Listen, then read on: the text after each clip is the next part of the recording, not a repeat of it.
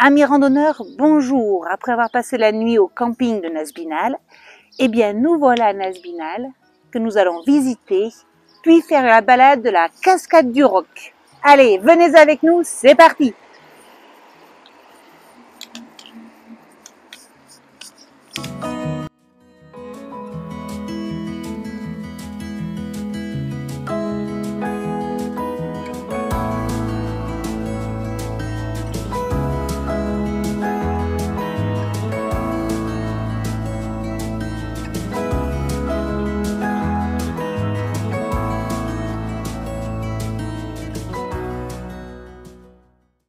L'église de Nazbinal, la Cella Sanctae Marie de Nabil Nas, apportait aux bourgades les plus humbles la présence et la beauté de Dieu.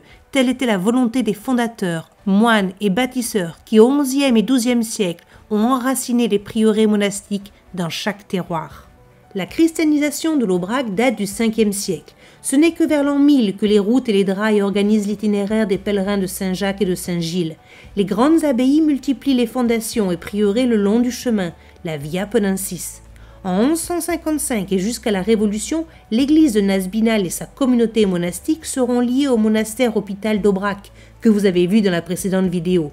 Avec la guerre de 100 ans, le village est pris et brûlé, les voûtes de la nef de l'église démolies. Elles seront reconstruites au XVe siècle.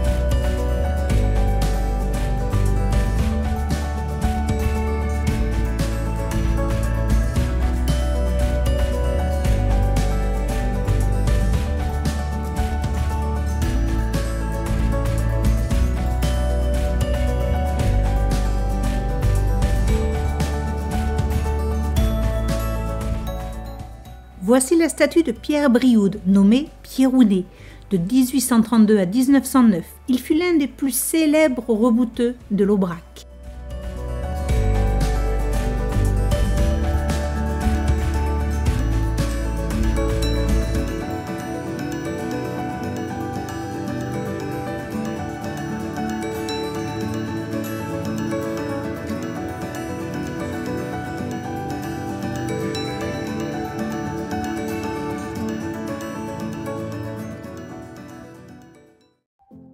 L'Aubrac est une montagne tout en plateau et en vallon. Elle est comme une terre sans fin. Dans cet espace qui semble immense, l'homme, par son travail, a profondément imprimé sa présence. Mais d'où vient ce nom d'Aubrac? La tradition nous explique que le corps de l'apôtre Jacques le Majeur aurait été transporté en Espagne pour y être inhumé. La découverte des restes supposés de Saint Jacques tient du miracle, puisque c'est grâce à une étoile qu'on aurait situé l'emplacement de la sépulture. Au XIIe siècle, le pèlerinage de Saint-Jacques de Compostelle a débuté pour ne plus finir, marcher jusqu'en Espagne et rejoint le champ de l'Étoile.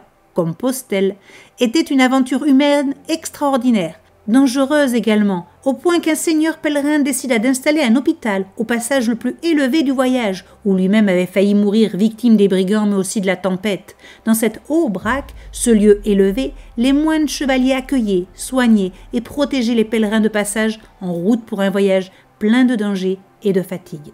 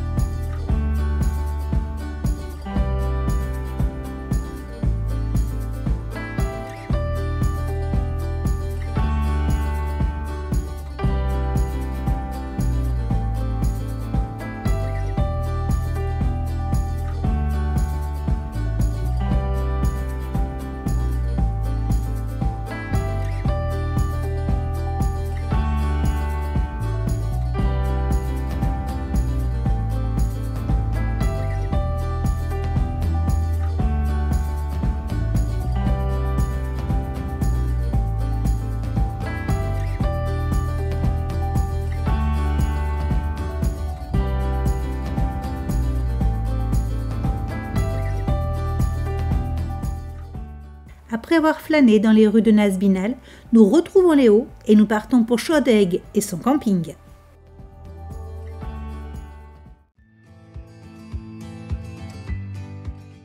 Amis randonneurs, bonjour! Une nouvelle aventure commence en Aubrac. Nous sommes aujourd'hui basés au camping du château de Coufour, près de Chaudegue. Et nous partons pour une balade d'une bonne dizaine de kilomètres. Allez visiter le village de Chaudegue, les thermes, les sources. Allez, venez avec nous, c'est parti!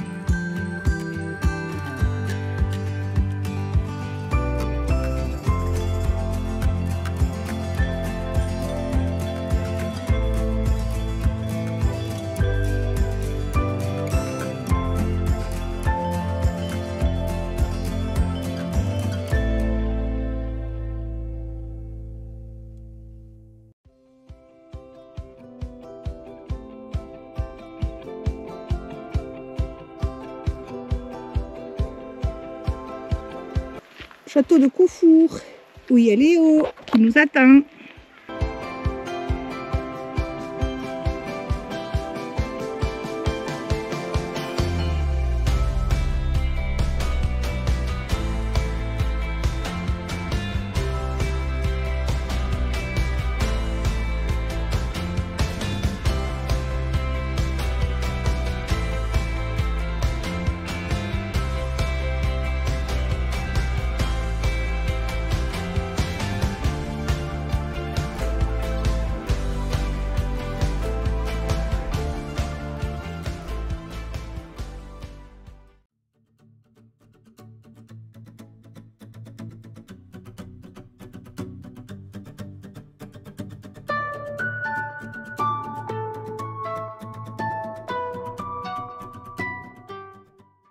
Les eaux de Chaudegue furent très tôt connues des hommes. Des découvertes archéologiques, menhirs, dolmens, attestent de la présence humaine dès le néolithique. Vinrent ensuite les Romains, les Grecs, adeptes des thermes, mais la ville étant isolée, à l'écart des grandes voies de circulation, ces eaux ne seront pas exploitées. Au 8e et 9e siècle, le culte de Saint-Martin et Saint-Julien a remplacé la vénération païenne des sources. La population s'accroît avec l'arrivée de migrants, pèlerins, d'infirmes, lépreux, venus chercher un remède à leurs maux. Un grand bain sera créé. Au XVe et XVIe siècle, les eaux de Chaudegue jouissent d'une grande réputation et on y vient de loin pour y retrouver la santé. On dit même que Charles VII et sa favorite Agnès Sorel y avaient fait étape. Au XVIIIe siècle, la station va tomber dans l'oubli et en 1792, le dernier établissement thermal ferme ses portes. Au XIXe siècle, avec la naissance du tourisme, l'essor du romantisme et la meilleure connaissance des eaux, de nombreux écrivains célèbres, Chateaubriand, George Sand, Lamartine, Hugo, prônent l'amour de la nature. L'intérêt du thermalisme s'envole. À la Restauration, Jean-Baptiste Barlier modernise la ville, extension du réseau de chauffage des maisons, création de fontaines et projet de création d'un grand établissement thermal public. Mais son projet et ceux de ses successeurs sont abandonnés, faute de moyens ou de crédibilité, tandis que 4 établissements thermaux privés se partagent la clientèle de baigneurs. Parmi eux, l'établissement thermal à Brial, qui deviendra en 1934 les Thermes de Par. En 1964 puis 1974, rénovation, agrandissement, le nombre de curistes passe de 1055 à 2190 en 45 ans. Avec l'entrée dans le XXIe siècle, l'établissement se modernise sur le plan médical, mais aussi du bien-être.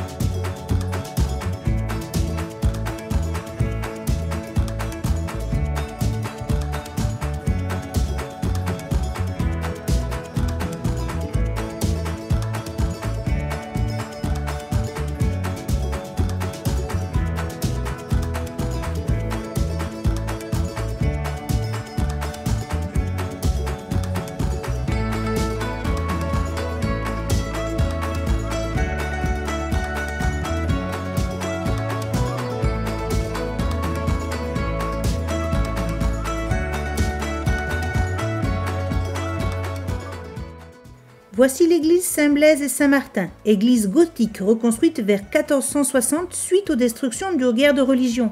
L'église est constituée d'une haute nef flanquée de 2 puis 4 chapelles.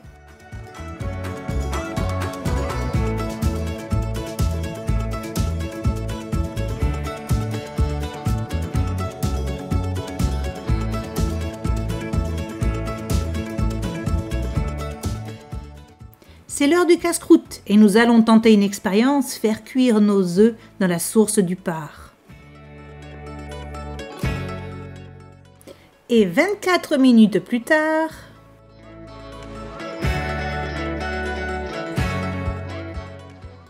et c'est cuit, il n'y a plus qu'à déguster.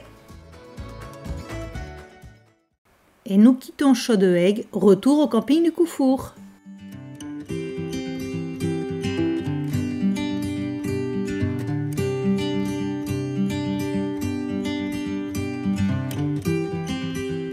Ce matin, on était tout là-haut, au-dessus des vaches. Et voilà, amis randonneurs, la balade est terminée. Nous sommes de retour au camping du château du Coufour. Et nous allons récupérer Léo, le préparer, le ranger, le nettoyer et repartir pour de nouvelles aventures. À bientôt!